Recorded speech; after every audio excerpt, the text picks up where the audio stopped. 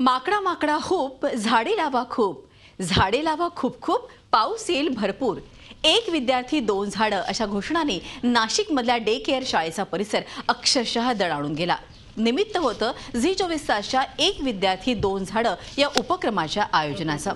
आपणच नाही तर आपल्या नातेवाईकांना आणि मित्रमंडळींनाही झाडं लावण्यासाठी प्रोत्साहित करू अशी प्रतिज्ञाच यावेळी विद्यार्थ्यांनी झी मीडियाशी बोलताना केली। झी 24 तासच्या विशेष उपक्रमाचं शाळेच्या संस्थाचालकांनी तोंड भरून कौतुक केलंय। शाळांमध्ये सुरू असलेल्या झी 24 तासच्या उपक्रमावेळी वरुण राजानेही हजेरी लावत आपणही या उपक्रमात सहभागी असल्याची जणू साक्षच दिली। आता मी झाड लावले, मला खूप छान वाटले होते आणि मला आनंदही झाला होता। आपण का झाडे लावतो?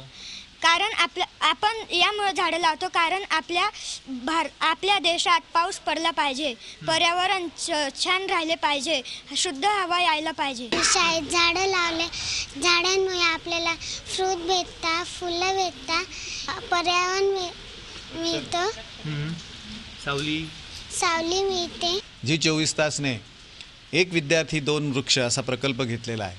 आम्ही गेल्या आठवड्यातच आमच्या पालक समितीमध्ये सांगितलं 1700 विद्यार्थी म्हणजे 1700 कुटुंब आमच्याकडे आहे।